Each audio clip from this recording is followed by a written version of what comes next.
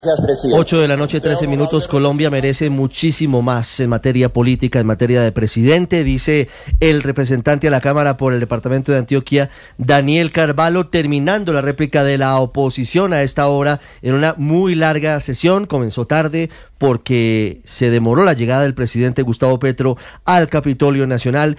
Hemos estado con ustedes en toda la transmisión desde el previo, la conformación de la comisión de los conciliadores, de los componedores, de quienes trajeron al presidente de la República, y al final aquí estamos hablando de lo que pasó. Tendremos mañana en Mañanas Blue, por supuesto, todas las aristas, lo que ha ocurrido en esta jornada. Para concluir, Andrés Carmona y Silvia Patiño, ¿qué pasa hasta ahora en el Capitolio? Y hacemos un cierre breve con Paca Zuleta y con Pedro Viveros.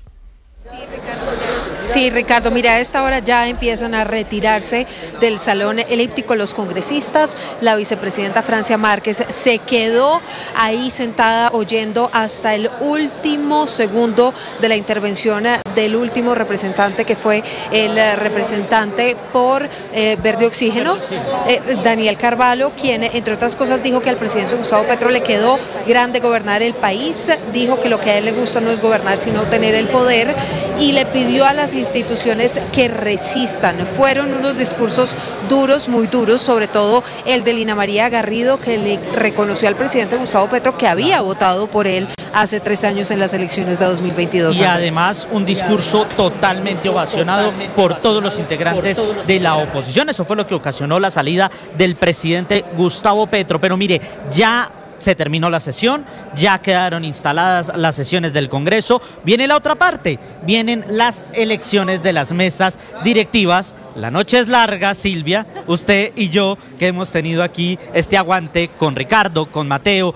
con la Paca y con Pedro, pues ahora tenemos que ir a la otra parte, a la Secretaría del Senado, a la plenaria del Senado y a la plenaria de la Cámara, para ver quiénes se quedan. Si se reafirma que Lidio García sea el presidente del Senado y en la Cámara Julián López Tenorio.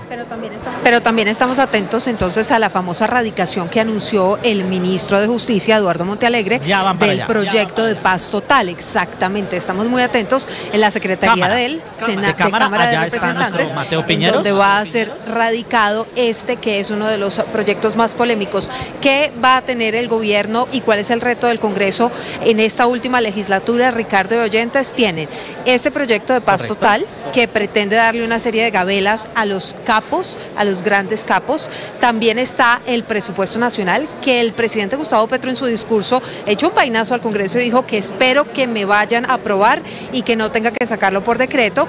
Está la reforma tributaria, otro de los proyectos clave del gobierno del presidente Gustavo Petro, porque no solamente lo dijo él, lo dicen desde la oposición, Colombia está en quiebra. Esa fue la palabra que utilizaron varios de los opositores que dieron el discurso. El cuarto es la reforma a la salud, que está ya en la Comisión Séptima del Senado. Y por último, todo el tema agrícola. Agrario, jurisdicción agraria, que es la ley ordinaria que tiene que ser votada por las plenarias de Senado y de Cámara. Faltan esos dos debates. Y ojo, le doy una que no teníamos en cuenta, Silvia: la ley de competencias de la reforma al sistema general de participaciones, que eso es la plata de las regiones. Si estamos quebrados económicamente, imagínese la plata que le llega a las regiones, Silvia. Pues ese va a ser el reto que tenga este Congreso. Vamos a ver, Ricardo, cómo le va al gobierno con las presidencias de Lidio García, si es que finalmente ya se queda fija esa elección, que está más que cantada, exactamente, y la de Julián López en la Cámara. En la Cámara de Representantes. Muy bien, Silvia, don Andrés Carmona, gracias por el trabajo durante este día, larga jornada, y todavía nos falta porque se deben definir las mesas directivas, tienen razón, y empieza el gobierno a radicar los proyectos. Está sentadito, juicioso, listo en Secretaría el ministro de Justicia, Eduardo Montealegre, porque el primer proyecto, el proyecto bandera del gobierno de Gustavo Petro en esta legislatura, es el que le da gabelas, beneficios, entre ellos salir de la cárcel a los capos del narcotráfico, a los jefes de las bandas y a la primera línea, quienes cometieron delitos en el marco del mal llamado estallido social. Para concluir, nuestros invitados especiales, Paca Zuleta y Pedro Viveros, una reflexión sobre lo que vimos, Paca, sobre el discurso del presidente Gustavo Petro, discurso larguísimo, kilométrico, 2 horas 18 minutos, una réplica dividida en 4 partes, una particularmente importante y dura que fue la de la representante de la Cámara, Lina María Garrido, de Cambio Radical, segunda vicepresidenta hasta hoy de la Cámara de Representantes, y el telón de fondo y la conclusión es que no habrá unidad nacional como la planteó el presidente Petro. Aquí lo que viene seguramente va a ser un aumento de las tensiones. Lo vimos al menos en lo que pasó durante los discursos, las réplicas y la salida del presidente Petro de manera precipitada del Capitolio Nacional. Completamente de acuerdo, Ricardo. La tensión es evidente. Creo que el discurso del presidente, larguísimo, con un enredo de cifras que no son ciertas, cifras manejadas fuera de contexto, se le olvidó la pandemia, se le olvidó que recibió una economía creciendo a muy buen nivel, entonces no tiene ningún sentido que la compare con su primer año de gobierno, sino con el 7 punto y algo del último gobierno, del último año del presidente Duque. Pero algo de mezquindad también, y es no haber nombrado a Miguel Uribe Turbay, no haber dicho: es que aquí hay una persona, digamos, es una falta de empatía, pero además un problema muy serio que es como no asume la responsabilidad de que él es el jefe del Estado y que él es el que tiene que garantizarle la vida, honra y bienes a los ciudadanos, y más aún a los ciudadanos que están en campaña, como el caso de Miguel Uribe Turbay. Mal uso de las cifras, sin lugar a dudas, y se le olvida, por ejemplo, que él es el que ha estado negociando y buscando que capos del narcotráfico y de los paramilitares sean los agentes de los procesos de paz actuales en Colombia. Aquí hay un doble rasero para medir las cosas que es muy, muy preocupante. De acuerdo con lo que usted dice de lo dura que fue la representante Lina Garrido, creo que los discursos de la oposición son discursos que hacen la tarea de contrarrestar el discurso del presidente, lo que creo que lo hacen muy bien.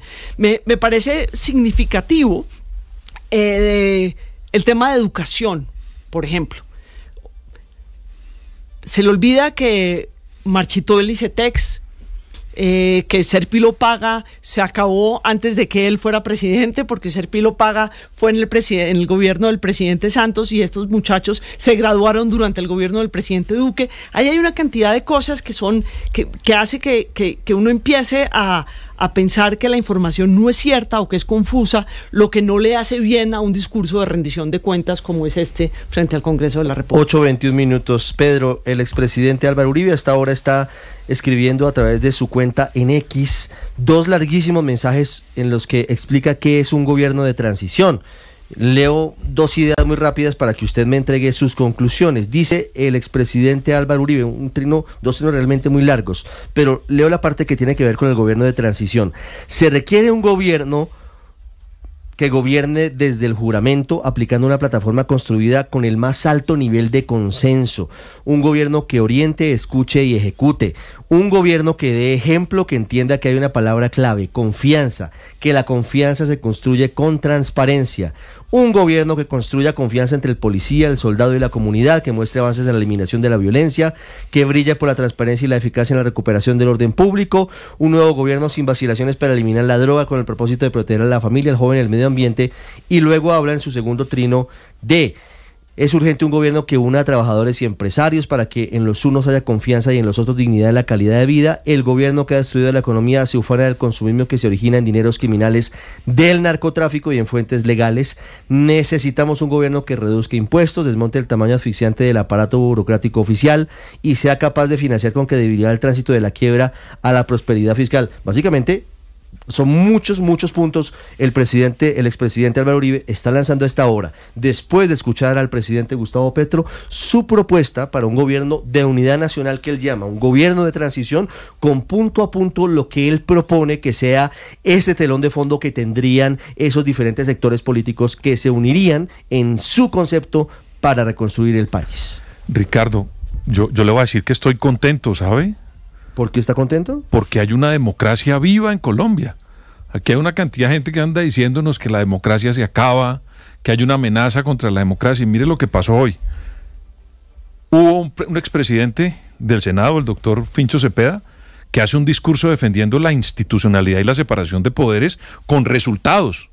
Y le dice al presidente hicimos esto, no somos apéndice del Ejecutivo y vamos a seguir poniéndole barreras cuando las cosas vayan en contra de la Constitución. A mí me parece que eso es muy importante.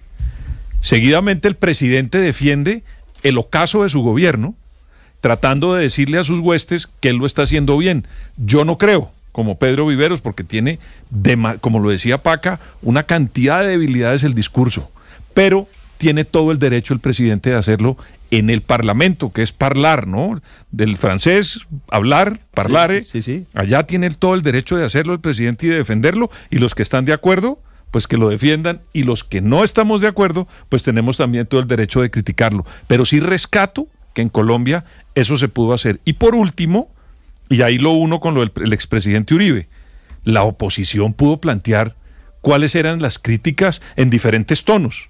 El tono de la doctora Paloma Valencia es un tono sosegado, tranquilo, con muchas cifras.